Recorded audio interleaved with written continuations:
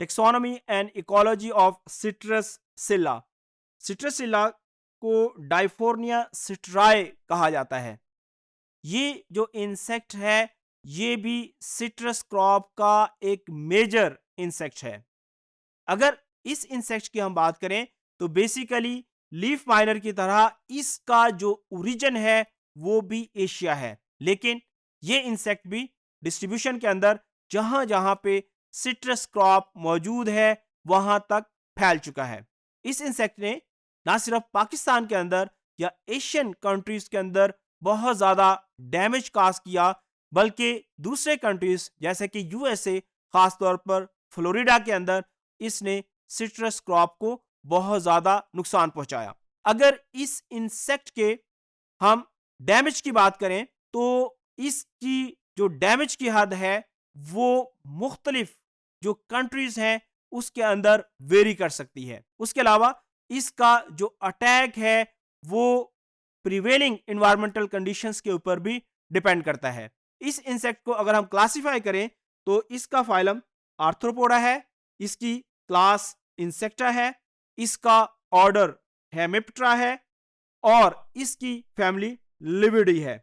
अगर इस इंसेक्ट्स के हम एग्स की बात करें तो newly laid eggs are pale brown, जो कि बाद में येलो और फाइनली ऑरेंज कलर के अंदर चेंज हो जाते हैं बिफोर हैचिंग। यानी पहले इनका कलर पेल ब्राउन है, फिर ये येलोइश और अल्टीमेटली ऑरेंज कलर के अंदर कन्वर्ट हो जाते हैं बिफोर हैचिंग। उसके अलावा इनकी अगर हम निम्फ की बात करें तो इनके जो निम्फ हैं वो येलोइश ऑरेंज कलर के होते हैं और इनके जो अडल्ट्स हैं they are molted brown. Body is covered with whitish waxy secretion making it appear dusty. यानी ऐसे नजर आते हैं जैसे डस्ट जमीन की कलरेशन से मुशाबहत रखते हैं और ये इंपॉर्टेंट डिजीज प्लांट्स के अंदर काज करते हैं। सिट्रस प्लांट्स के अंदर जो डिजीज काज करते हैं उसको ग्रीनिंग डिजीज हम कहते हैं। यानी ये जो इंसेक्ट है जो कि एक ऐसी डिजीज है जिसकी वजह से सिट्रस क्रॉप को बहुत ज्यादा नुकसान पहुंचता है। ये ना सिर्फ डायरेक्ट डैमेज काज करते हैं बल्कि ये डिजीजेस को स्प्रेड करते हैं सिट्रस क्रॉप के अंदर। यहां पे इस स्लाइड के अंदर सिट्रस सिल्ला का लाइफ साइकिल दिखाया गया है। यहां पे हम देख सकते हैं कि जो एक फीमेल है वो अप टू 800 एग्स ले कर सकती है अपने लाइफ स्पैन के अंदर। अब ये जो एग्स हैं इनसे हैचिंग होती है तकरीबन 3 से 4 दिनों के अंदर और इससे पहली स्टेज बनती है जो कि निम्फल स्टेज है। ये इसकी जो निम्फल स्टेज है ये मुख्तलिफ स्टेजेस से होती हुई अडल्ट के अंदर कन्वर्ट होती है।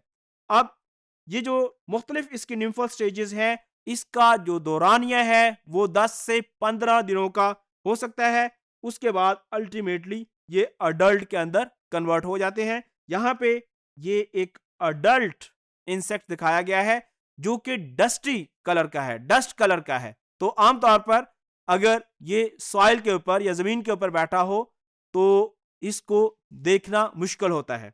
उसके बाद इसके अगर हम डैमेज की बात करें तो हमने ये कहा कि ना सिर्फ ये डायरेक्ट डैमेज काज करता है बल्कि ये वेक्टर का काम भी करता है। ये ग्रीनिंग डिजीज सिट्रस क्रॉप के अंदर फैलाता है। उसके अलावा जो सिट्रस सिलेट के निम्स हैं they produce toxin that cause plant tip to die back and become contorted preventing the leave from expanding normally. पौधे के जो पत्ते हैं उनके अंदर इनके जो निम्स हैं वो टॉक्सिक मटेरियल इंजेक्ट करते हैं जिसकी वजह से उनकी जो शेप है वो खराब हो जाती है। उसके अलावा ये ना सिर्फ पत्ते को नुकसान पहुंचाते हैं बल्कि जो प्लांट है उसके अंदर जो फ्रूट्स मौजूद होते हैं उनके अंदर भी सवियर डैमेज होता है। यहां पे देखा जा सकता है कि जो फ्रूट है उसकी जो शेप है वो चेंज हो गई है। यहां पे इस स्लाइड के अंदर हम देखें जो पत्ता है वो डी शेप हो गया है। तो ये तमाम सिम्टम्स सिट्रस सिल्ला की वजह से हो सकते हैं। अब इस इंसेक्ट को कंट्रोल करने के लिए भी मुख्तलिफ स्ट्रेटजीज का इस्तेमाल किया जाता है। एक तो इसको ट्रेडिशनल जो मेथड्स हैं कंट्रोल के, उसके जरिए उसमें बहुत सारे इंसेक्टिसाइड्स का इस्तेमाल किया जाता है। उसके अलावा जो infected plants and trees should be eradicated before the spread of the disease.